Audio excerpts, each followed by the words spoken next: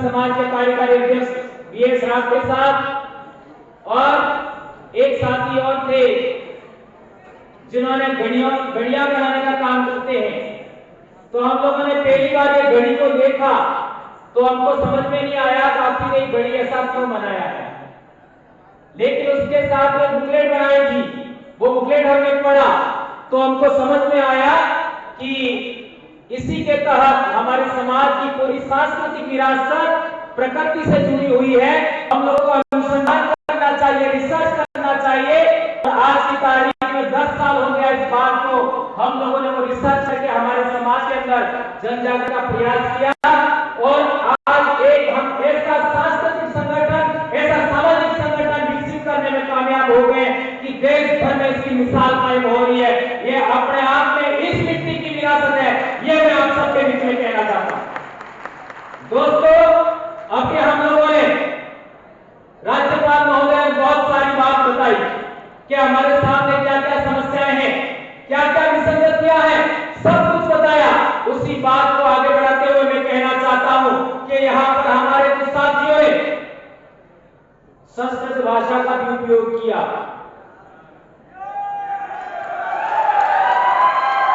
मैं कहना चाहता हूं कि भीली बोली के अंदर क्या आधा अक्षर होता है? नहीं होता है। क्या गोंडी भाषा के अंदर आधा अक्षर होता है? किसी भी आदिवासी भाषा में आधा अक्षर नहीं होता और संस्कृत भाषा में आधा अक्षर होता है। किस तरीके से संस्कृत भाषा हमारी इंडिजिनस स्पीचेज है, इसी तरीके से हमारे आदिवासियों की बोली में च नहीं होता, छ नहीं होता, श नहीं होता, श नहीं होता, अक्षर नहीं होता, त्र नहीं होता, ज्ञ नहीं होता, री नहीं होता। और इनके बगैर संस्कृत भाषा लिखना पढ़ना असंभव है। तो जब हमारी बोली का ही महत्व नहीं है तो हमारी संस्कृति का महत्व कैसा होगा? जब बोली और संस्कृति का महत्व नहीं है तो हमारे हक अधिकार का क्या होगा? इसलिए मैं कहना चाहता हूं कि बंद कमरों के अंदर, समाज के अंदर पढ़ा लिखा शिक्षित कर्मचारी वर्ग मेरे जैसा संघर्ष कर रहा है और बेरोजगार सड़कों पर संघर्ष कर रहे हैं। लेकिन विधानमंडल के अंदर, संसद के अंदर, विधानसभा के अंदर भेजे गए हमारे लोग संघर्ष नहीं कर रहे। इसी वजह से हमारे समाज का यह हाल है। तो मैं कहना चाहता हूं कि जितने भी लोग बेजुबान हो चुके हैं उनको वापस खींचिए और जो जुबान वाले लोग हैं उनको वहां भेजिए ताकि आदिवासियों के बारे में बोल सके, क्योंकि बेजुबान लोगों को आगे भेज के क्या करना है। हमारे पीर हिमांशु कुमार जी बैठे हुए, उन्होंने आदिवासी समाज के लिए कितना बड़ा काम किया, कितना बड़ा इन्होंने आंदोलन छेड़ा और आज उनकी हालत क्या है यह समझने वाली बात है। मेरा तो आज की तारीख में कहना है कि 1980-90 के बाद आपका दादरा नगर हवेली का हाल क्या हुआ ये देखिए, केवड़िया में क्या हुआ गुजरात के अंदर ये देखिए, हस्ते अरण्य में क्या हुआ ये देखिए। कहां है नियम, कहां है लोकतंत्र, कहां है संविधान?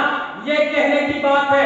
आज की तारीख में इतना सब कुछ होने के बावजूद हमारे समाज के चुने हुए जनप्रतिनिधि सत्ता के मंदिरों में गए, आज तक नहीं बोल रहे हैं। क्या वे गूंगे बहरे हैं? ये मैं सवाल करना चाहता हूं।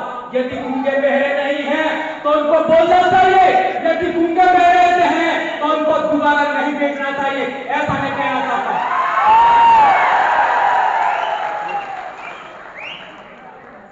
एक और बात मैं कहना चाहता हूं कि हमारे राजस्थान में देख लीजिए, मध्य प्रदेश में देख लीजिए, आए दिन एट्रोसिटी हो रही है, अत्याचार हो रहा है, दमन हो रहा है।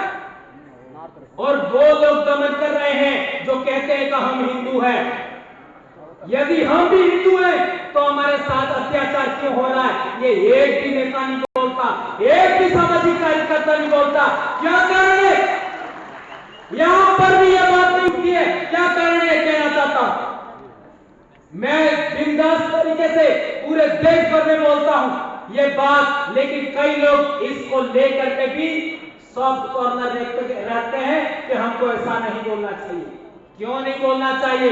इस देश के अंदर सबसे बड़ी समस्या आज की तारीख में आदिवासियों का दमन, उत्पीड़न, शोषण, अत्याचार, बलात्कार और मर्डर है। वह मर्डर धर्म के नाम पर हो रहा है, राजनीति के नाम पर हो रहा है, संगठन के नाम पर हो रहा है, जनता जमीन के नाम पर हो रहा है, हर तरह से हो रहा है। और कानून के द्वारा कर्मचारियों को और संगठनों को बांध दिया गया है और हम लोग अपनी बात आवाज उठा पा नहीं रहे। क्या हम लोगों को एक और आजादी का आंदोलन लड़ना पड़ेगा क्या? ये मैं आप सबके लिए एक सवाल खड़ा करना चाहता हूं। हमारी आवाज सुननी चाहिए, मीडिया हमारी आवाज नहीं सुनता, लोकतंत्र की संस्थाएं हमारी आवाज नहीं सुनती, यहाँ तक कि न्यायपालिका भी हमारी आवाज नहीं सुनता, हमारे जनप्रतिनिधि हमारी आवाज नहीं सुनते। कौन सुनेगा? आज तक आदिवासियों ने किसी भी अन्य समाज पर आक्रमण नहीं किया, कोई इतिहास नहीं है दुनिया के अंदर।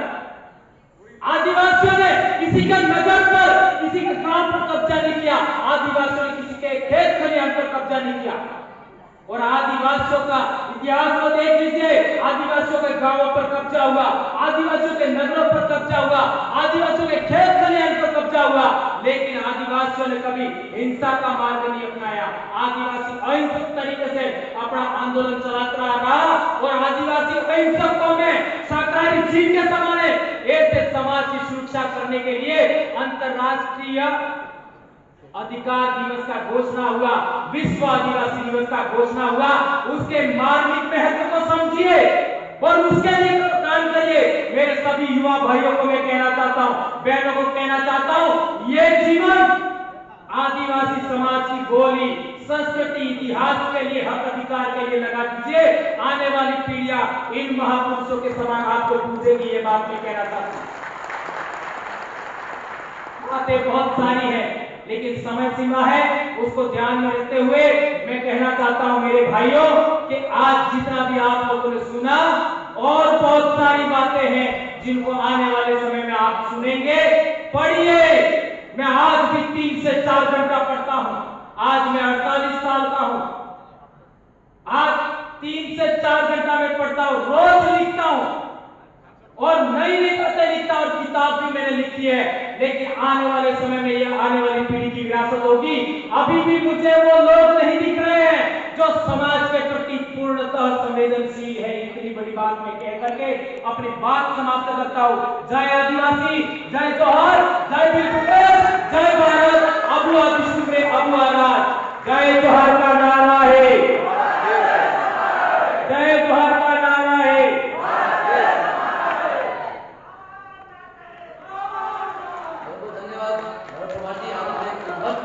जाते हैं आदिवासी संस्कृति के लिए आप हमेशा तत्पर रहते हैं। आंध्र प्रदेश से